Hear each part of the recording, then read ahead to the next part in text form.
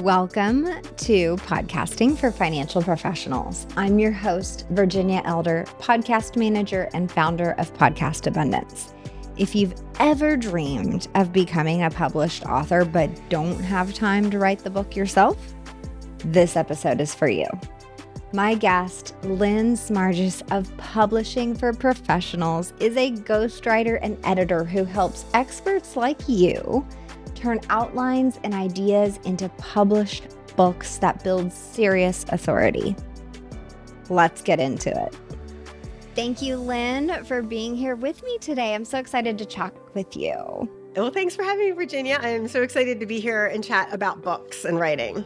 Perfect. Something that is on a lot of financial professionals' minds is this need or feeling like they need to write a book. So you are the perfect guest to fill us all in on the process and the positioning and how to actually make this book become reality.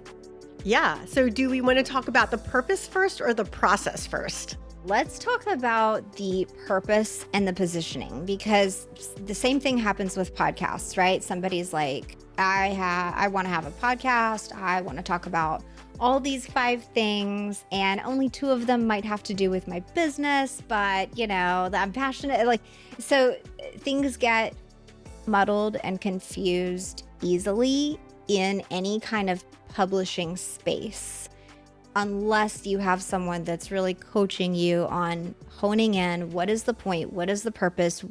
How is this thing that you're going to publish really going to help you and help your business? So if you'll just walk us through a couple of the different thought processes on how do we decide what we're going to write a book about? That is one of the first questions I ask people in the discovery calls. What is your topic of your book? And sometimes people are like, well, I want to write a memoir, but I don't know what parts of my life I want to write about. And some people want to write about their business expertise, but they're not sure what angle to write it or specifically who to write it for. So a couple of the things you always want to consider when you're just thinking about writing a book is, first of all, you want to think about what is the purpose of your book? So is the purpose of your book, you just want to leave a memoir to your kids and grandkids so people can read about you after you pass away? Or is the purpose of your book to be a lead magnet for your business, whereas you are going to be speaking, or even if you're not a speaker, you're just meeting with clients and you send them a book, or you do workshops and you give people books that are signed that makes you look like and be an expert in your field, especially if it's a crowded vertical like finance. Like, books are a great way to separate yourself from everybody else. Or are you making your book for profit, almost purely for profit, and you want to be seen as a Amazon best-selling published author? So there's many different reasons other than that you can write your book, but those are typically the 3 biggest reasons that I come across, and I do all nonfiction writing. Fiction is completely different, so I'm definitely not going to jump into that because I'm not an expert in fiction writing. I am writing a fiction book myself, but it's my first book, and I'm super excited about it, and it's really fun. I'm actually collaborating with a fellow writer on this project, but first thing you need to decide is, what is your purpose? Like, why do you want to write this book? And you need to be really clear about that, because if you're not really clear about why you're writing this book, then you won't know where to take the book with the content piece, right? So like, if you're writing it as a lead magnet or a calling card, then you want to put a lot of educational information in there, because you want to show people, look, this is what I know. This is what I can help you with. These are the type of people I help. And so if you're writing it for a memoir, then you want it to be really personal. You might want to add a lot of pictures in it because it's a memoir. So there's a lot of different aspects that you can take it depending on what the purpose is. But you need to be really clear on your purpose before you start writing your book, because that's going to affect where your content is going, as far as how you're going to be writing your content, what voice you're going to be writing it in, and what type of content you'll be putting in your book. Well, and along those same lines, let's just clarify. Most people who write a book do not become uber successful off of the sales of the book. Most of the time, except for the very few that are top charts, bestsellers, selling a bazillion books because they're doing a ton of PR, and maybe they were, champion of the Survivor TV show or something like that. Like there's some other notoriety that they've had before they became an author, and that's why they're selling books and making millions. But most people are normal, maybe a couple thousand followers.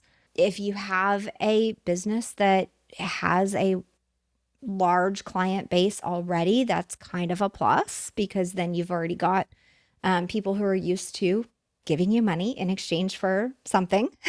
so let's just talk through, like, what's the typical person doing with their book and how is it affecting their business when we think about a financial professional. Maybe they're a real estate guru, maybe they're a financial advisor, maybe they're a money coach, maybe they're a CPA, just kind of your typical professional that writes a book. What do they do with it and how do they get it out there? So having a book, especially if you're in a crowded space like financial or health and wellness or anything like that, really sets you aside from everybody else. Because out of everybody that thinks about writing a book, 80% of people don't even pick up a pen or pencil or start typing. So you're just writing your book, you're already in that top 10, 20, 15% of people who are writing a book who, no one else is. And then once people start writing a book, then only a certain percent of those people actually get to the manuscript part. And then a certain percent of those people actually get to publish their book. So you're like in the top 2 to 5% of people in your space if you have written and published a book. So that in and of itself puts you in a very special place. And the other thing about writing and publishing a book is that people, no matter where you're at, and I've written 4 books at this point. So when I go out, and I travel, I take a copy of my book, The Guide to Traveling Gluten-Free. So my Travel Gluten-Free podcast is a hobby podcast, but I wrote this book to help other people who also have food allergies and travel. So I always take a couple copies with me and I'll sign and give it to a flight attendant or somebody else who's like, oh yeah, I'm celiac too. I'm like, oh, here's my book and listen to my podcast. And it's almost like you become an instant rock star, Virginia. Like people are like, oh my gosh, you actually wrote this book. And I'm like, yes, this is my book. And the other thing they're impressed with is if you have, and this was before AI, but if you have written it based on personal experience and you didn't just do an armchair writing, which is what we call it in the publishing industry, where you just researched online and put a bunch of stuff together. The other thing is that you don't want to use AI to exclusively write your book. I know there's a lot of people, and I see a lot of commercials on YouTube now that are like, you can take the software program and it will write you an entire ebook using AI in just a few minutes. Well, there's several problems with that. One is that any book that AI writes is going to be copyright infringed, which means you will be legally liable and can get sued for anything you put in that book because it's pulling from other people's content. That is not a place you want to be. Second of all, AI does not write good content. It's usually really dry. So if you want to put together a really bad, poorly written book, that's a perfect way to ruin your reputation and just put out a very low quality book, if that's what you want to do.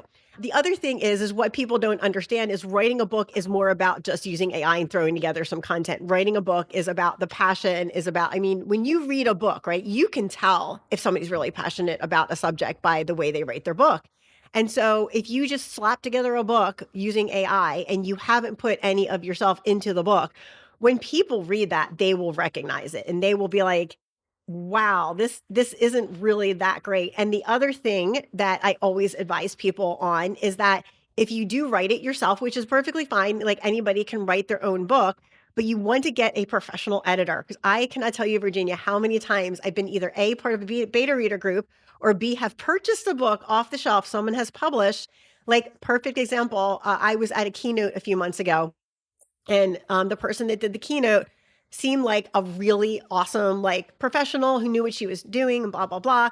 So she had a book and she put it up on the screen. So I purchased the book and I read it. And literally the first 2 pages, I just saw at the top, 6 grammar mistakes. And then there was formatting issues where there's huge spaces and not enough room. And then she had 26 chapters and one chapter was 1 page. And I just really lost a lot of respect for that person because I thought, okay, if you're telling me you're making seven figures, why couldn't you spend $3,000 for an editor? So yeah, there's a lot of different aspects you really need to look at when you're writing a book. It's not just about having the content, but it's about putting yourself out in a professional manner where it actually enhances your reputation online and in person and not does the opposite and negates your reputation in person or online.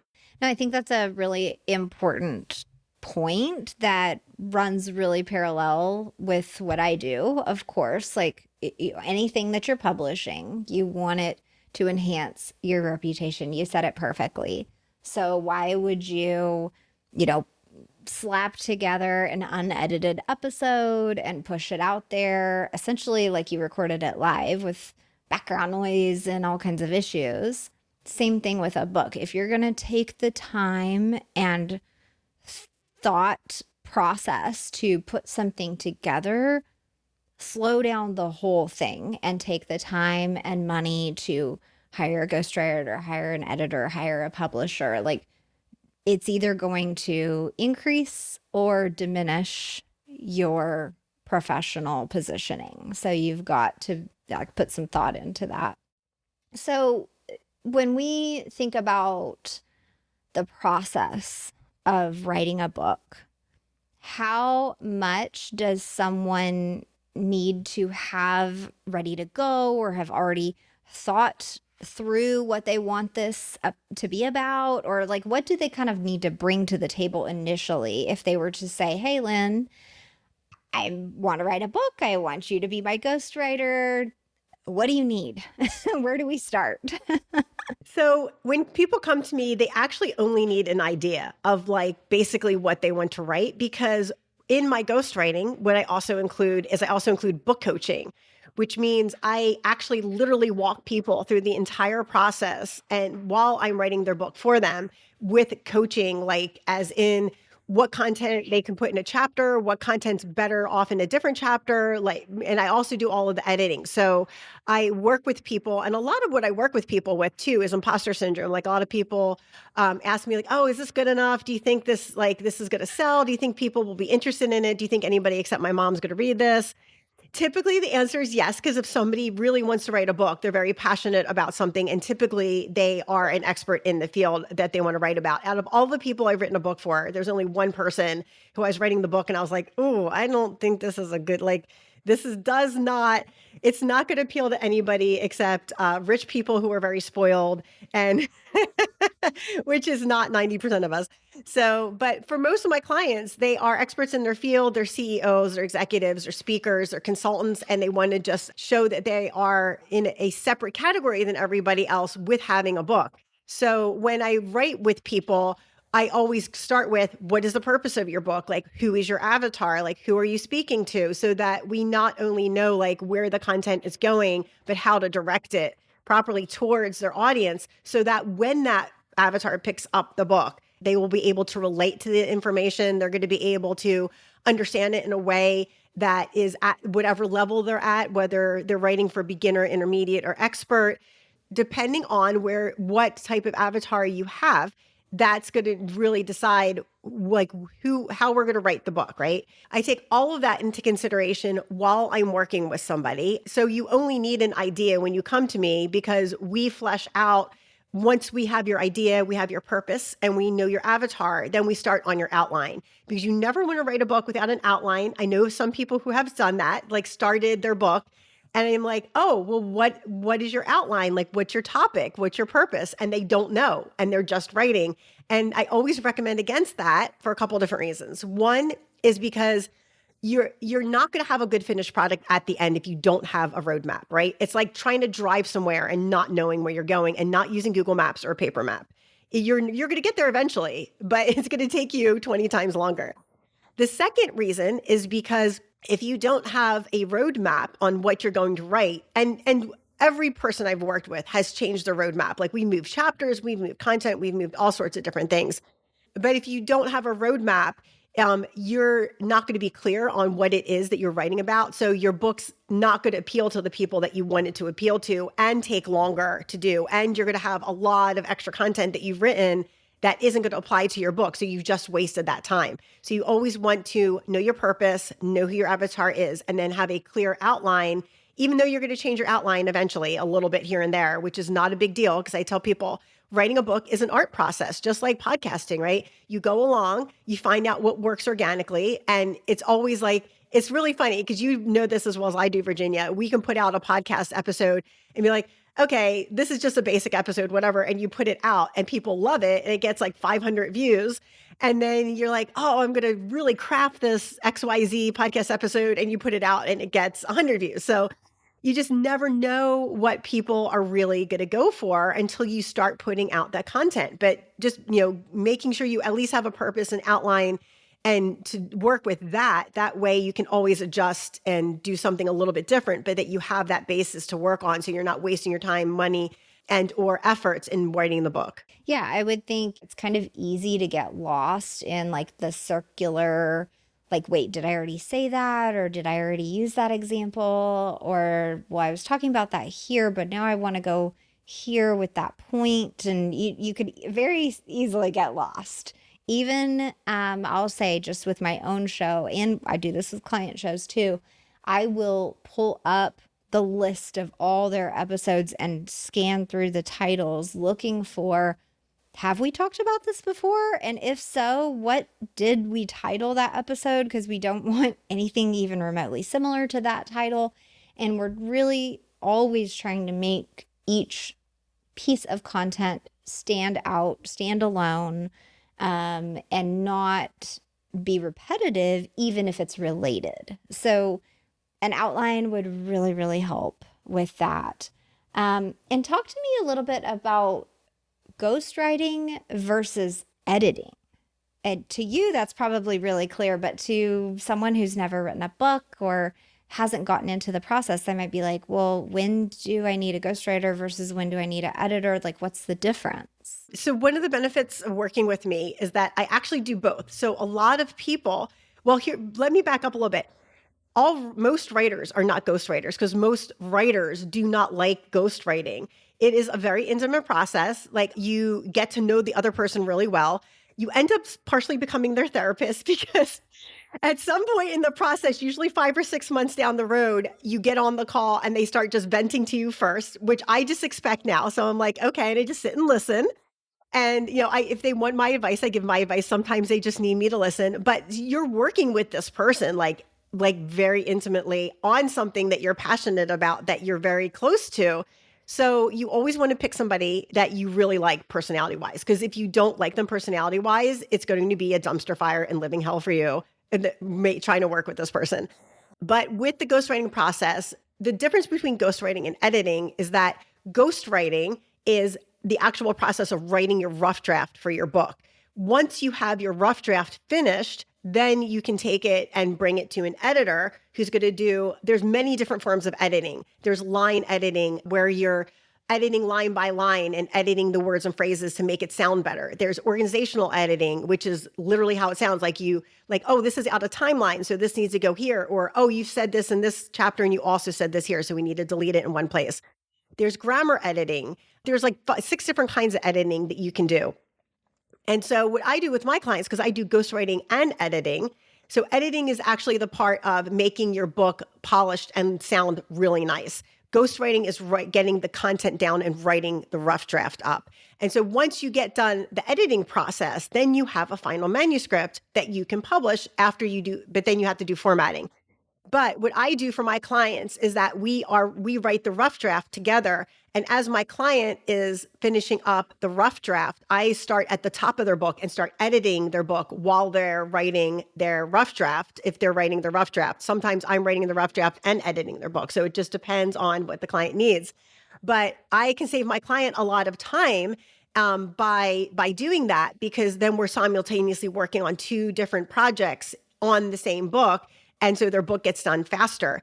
And so that's one of the things I offer that other ghostwriters don't offer. And I also offer my clients, hey, if you do want a separate editor, because it's always a good idea to have a second set of eyes, I am part of a writers group that I have really great professional editors who I can refer them to if they want like a second eyes on to do some more editing after I edit, which is perfectly fine. I'm not when some writers are like, oh, this is my work and you shouldn't touch it at all. I'm like, I'm human and imperfect like everybody else. And I know I don't have, I have a different voice and writing style, but one of the things I do always do is try to do my best to make the book that I'm writing sound like the person, so that if someone's listening to the podcast and they read their book, or someone's reading their blog and they listen to their book or read their book, there's not going to be a disconnect there. Like they're not going to be like, this sounds like a totally different person in the book than it does on the podcast. So I do my best to make it sure it sounds like the person as I'm doing the writing and or editing,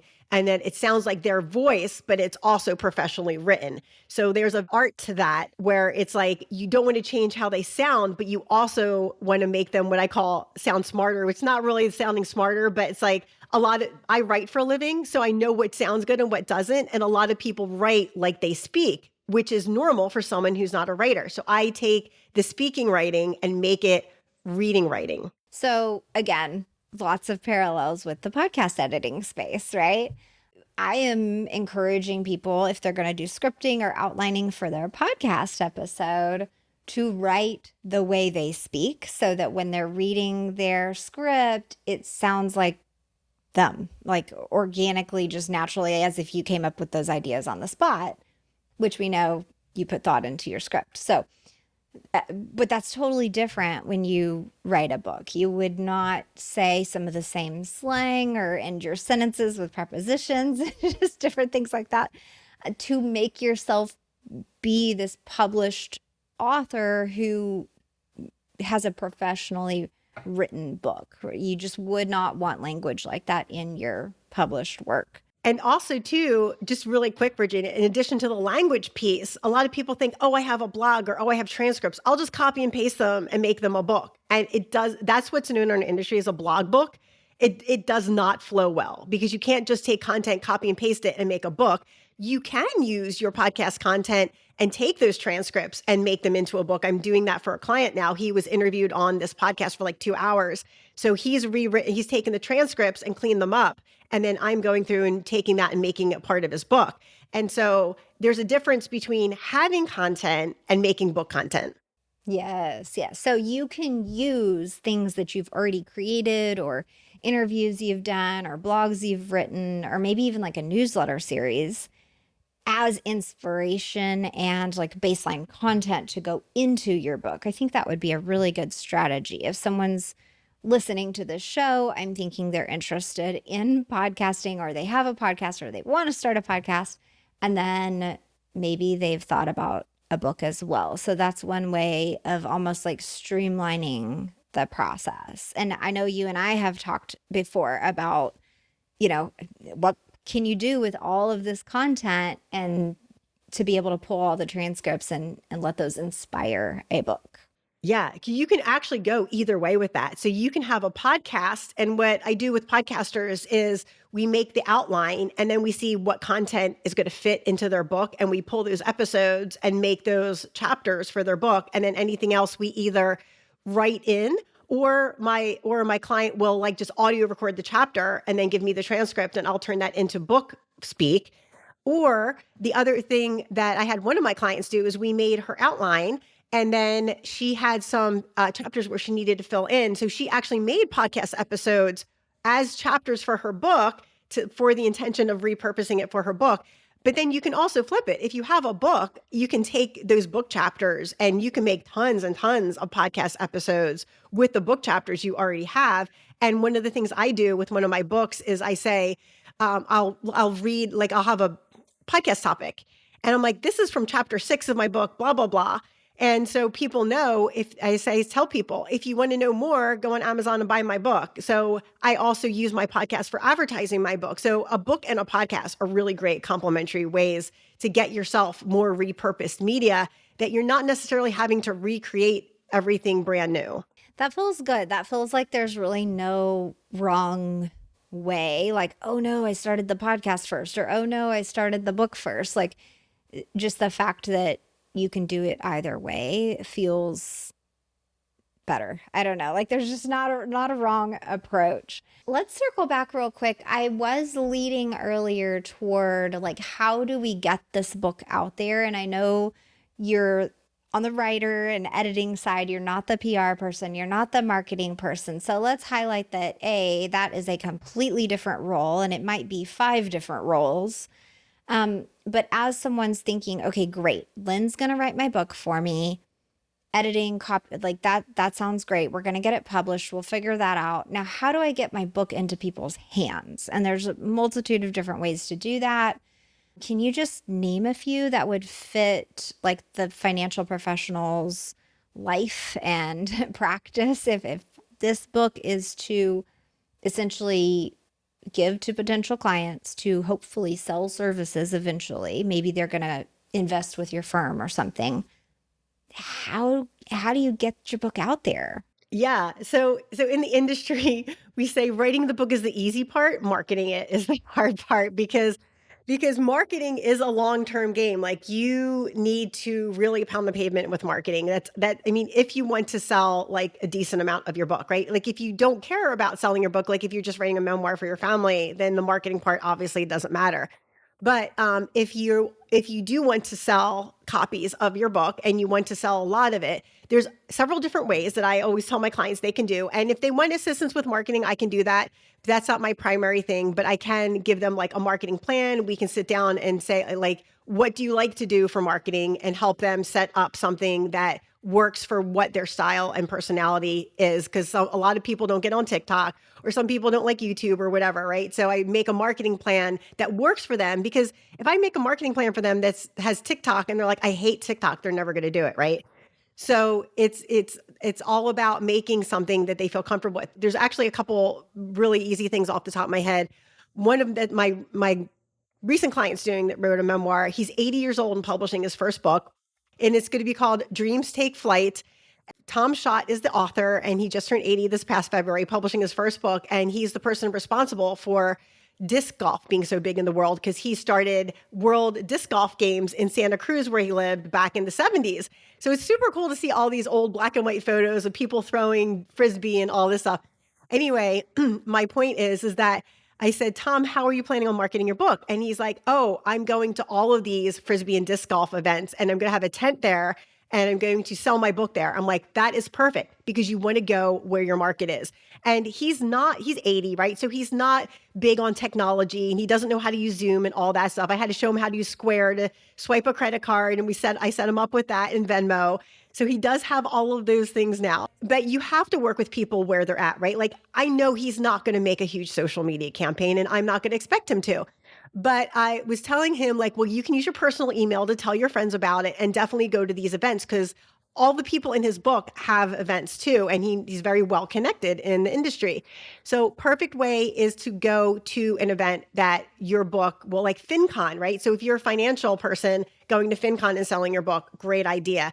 My first book I published, The Guide to Traveling Gluten-Free, I would go to gluten-free expos and sell copies of my book, because obviously everybody there was gluten-free or knew somebody who was gluten-free. So that's one thing, going to events where your customer avatar is going to be that wants to read that book. A second thing you can do that is super easy is to get on Alex Sanfilippo's Podmatch and to either trade with another podcaster, to do a podcast swap, and tell them be upfront that you have a book. And typically what you do is you talk about a topic, and then you pitch your book at the end, so that people know. That's one of the best ways to sell your book, is to get on a podcast that has a similar avatar to who you're speaking to.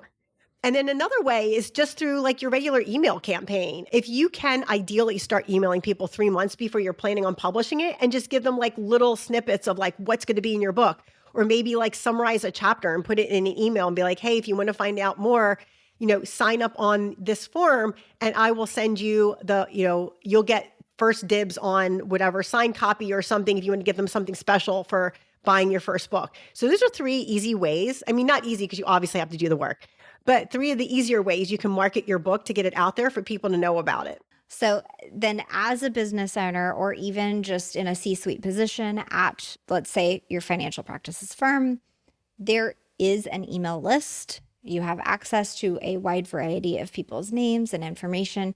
You can choose, like, are you going to just say, hey, I'll send you the book for free if you just pay for shipping? Like maybe there's some type of corporate event that you're going to throw. And, part of getting people to come to that event is the promise that they'll receive a copy of your book. Like there's so many different opportunities to be creative about how you get your book into people's hands.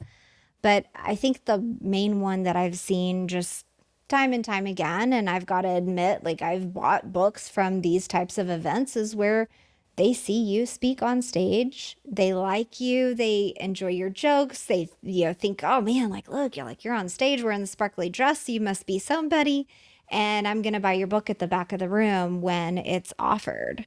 Right. Plus, they're so emotionally invested because you just got them all hyped up, right? Which is what speakers are supposed to do. And they're super excited. And we are emotional buyers. Like we buy with our emotion and then back it up with logical reason. Yes. And I love the example that you shared about, doing a podcast swap or at least getting interviewed on podcasts, because for a while, I had to actually stop listening to podcasts for just my own personal entertainment because I would buy anything that they were selling. I was like, yo, you have to stop. Like, I'm glad that you're invested in this, but you can't buy all their that's books. The thing with podcasting. We both know, right, Virginia, is like when you're listening to someone's voice, you get so connected with them. You almost feel like, oh, you're talking to a friend, right? Or you're listening to a friend. And so it's so easy to make that emotional connection and then boom, and then you're buying something from them because they've already set up that trust factor, right? And then another great way too, I just thought of is doing workshops. And that's also a really great way to also sell online courses is that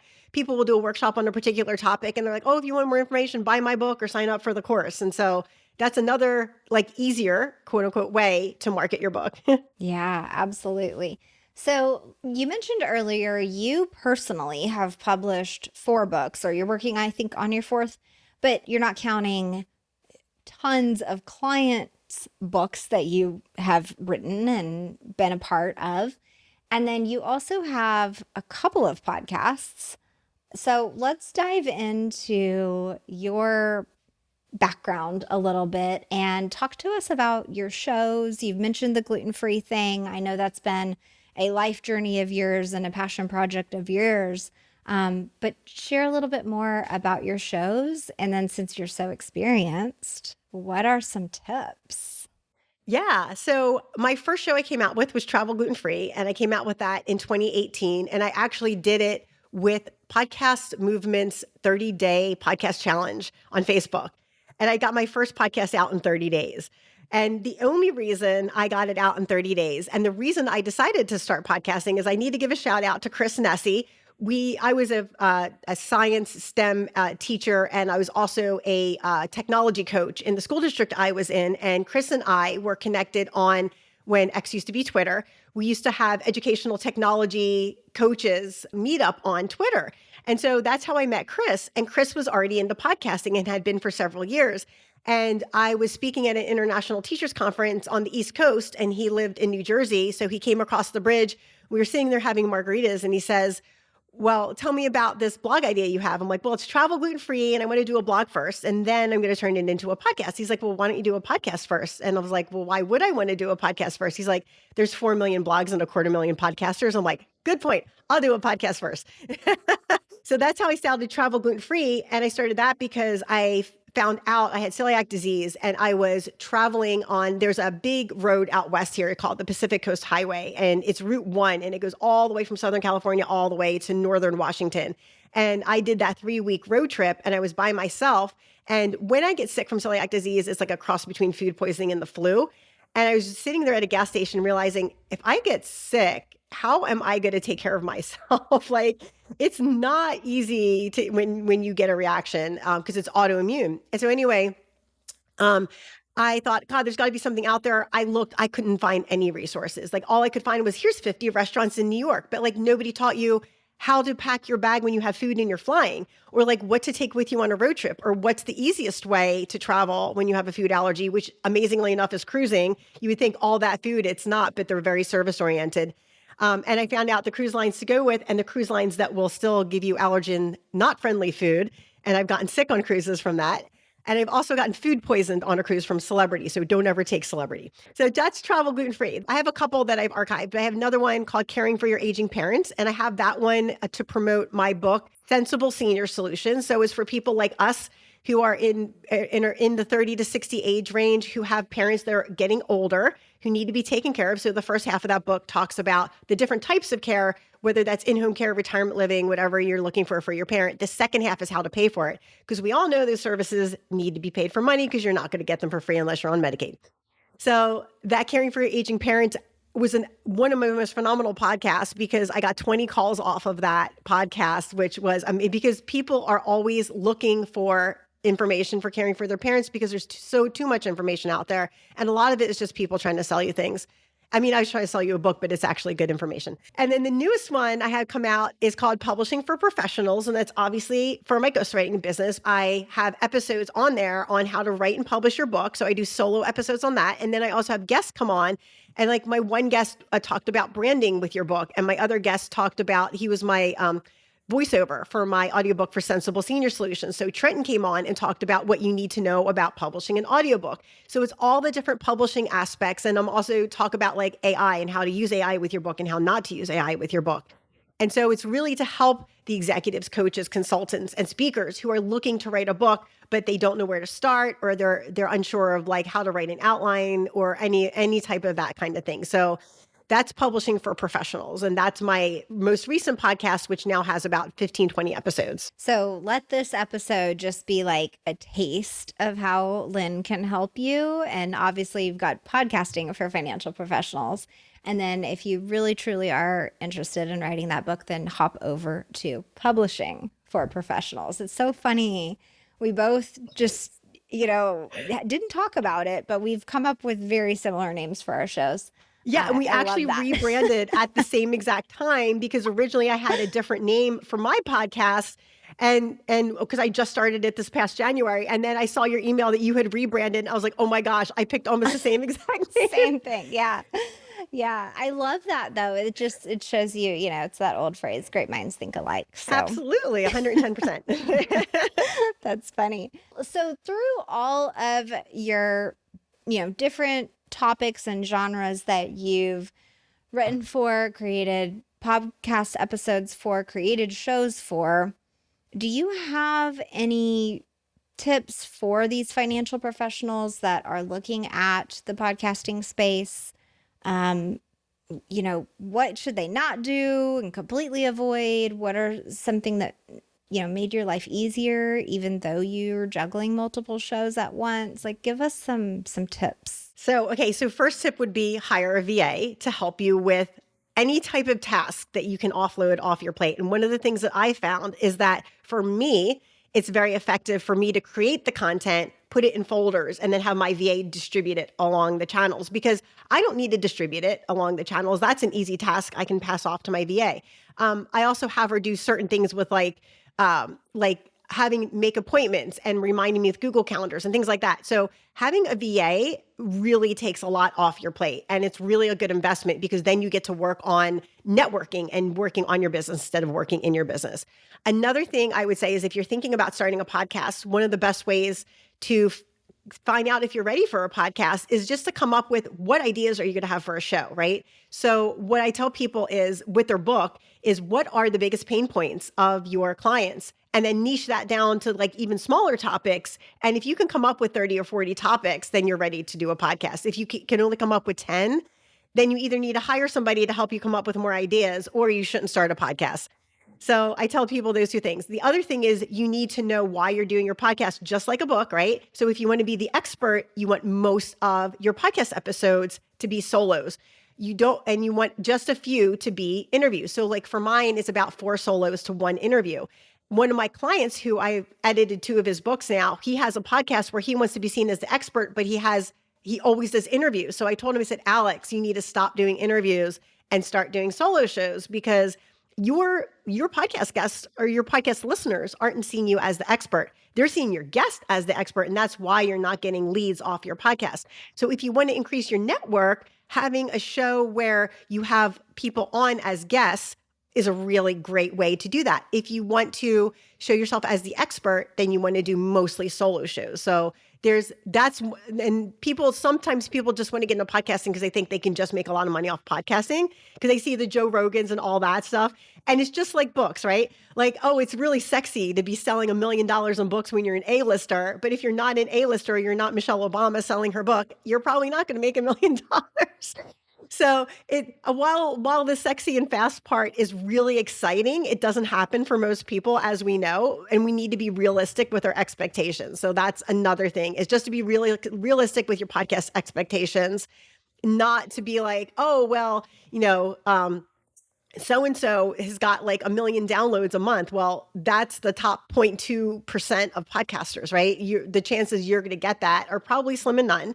Not that means that you're not going to, but don't expect that, right? Go into it expecting to grow slowly and organically. And knowing that, hey, you probably don't need 1 million people to listen to your show. Like, you only need, a couple hundred, because a percentage of those become clients. And how many new clients do you want? And like, you can kind of back into some of the math, as I'm sure you also could when it comes to how many people's hands do you need to get your book into, right? You don't probably have to sell 1 million copies.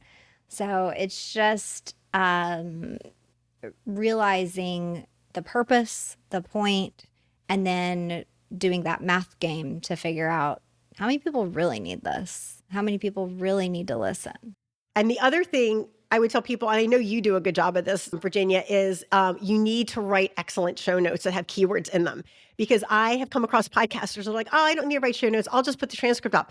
But the problem with that is that you're not going to get, like when I used to write show notes for a living years ago, when I wrote show notes for people, their podcasts would always rank higher than their website because they were constantly putting out good, fresh material. And those show notes are so important for discoverability and to like rank higher on Google. So always, always, always put effort into your show notes and have Virginia write your show notes. Don't try to do it on your own. Thank you. Thank you for that plug. Yeah, that's a super important piece. And there are full episodes on this show about show notes. There's a show notes template on my website if you insist on doing them yourself. But, there's guidance out there available, and or services, of course. So, Lynn, as we think about, okay, gosh, I have to keep putting consistent stuff on my website. I want to write a book. I want to start a podcast. It just seems like there's so many different directions that we're all pulled in. And I know you feel it too, because you're everywhere too. So how do we manage all this feeling of being pulled everywhere? Do you have any tips on that? Because that's kind of the thing that I'm thinking in the back of my head. Like, somebody's listening to this show thinking, I want to start a podcast. Oh, wait, a book sounds really good. Oh, wait, like how much can I handle on my plate? How do I do this? So what are your tips? I'm so glad you asked me that, Virginia, because I just came up with a method for myself that I am now introducing to clients. And Awesome. so what I'm doing is I am writing a book on how to hire a ghostwriter. And what I've done is I've broken that book up into 52 articles that I'm publishing on my Substack, which is also called Publishing for Professionals. Cool. And when I get done writing those 52 articles that I'm also publishing on Substack, that I'm also repurposing as my posts on LinkedIn and also in my emails and other things and blogs. So not only am I using that content for my book, but as I'm building my book content, I'm using that for my social. So I'm doing all of the things at once by writing my book and making it into 52 articles. So if that's something that somebody would like to do, I could totally help them with that, because I've set up the whole structure for my platform and I've been doing this for 5 months now, and it's been working really well because you always have consistent content and you're building your book at the same time. Because it's like, why not do backward design and kill two birds with one stone and get everything done at once? I mean, obviously, you're going to have to repurpose and put that content, write your content and then repurpose it. That's a great use for AI. If you have the content you've written and then you put it in AI and say, hey, turn the Substack article into 2 LinkedIn posts, boom, you've got it. So that's a great use of it. But yeah, I can teach people how to do that and with a topic for every 52 weeks and all of that stuff. So it really cuts down the time where you're not like, okay, this is my podcast episode and this is this and this is that, because you can take those articles and also make them into podcast episodes. So it's a really great way to start with a purpose for the year and have your whole marketing plan laid out with your content with one and write your book at the same time. Yeah. And using the initial piece of content per week for multiple different publish places, right? Even if it's not let's say your book isn't being published week by week, but you are building that content out. And you could even, like you said, you could put that into YouTube videos, into podcast episodes. Like you can really start with one piece of content and push it everywhere and streamline your efforts to where you're not creating 10 different pieces of content every week. You're creating one and then using AI or, even just taking excerpts out of it for different posts. And yeah, there's just a really beautiful bit of streamlining that's done there when you have that plan from the top. That's really cool. And what I always tell people too is when they're writing their content, don't write it directly in the social post or directly in whatever, like write it in Google Docs, because you can take that content and then repurpose it for book marketing material when you do publish your book. That's true.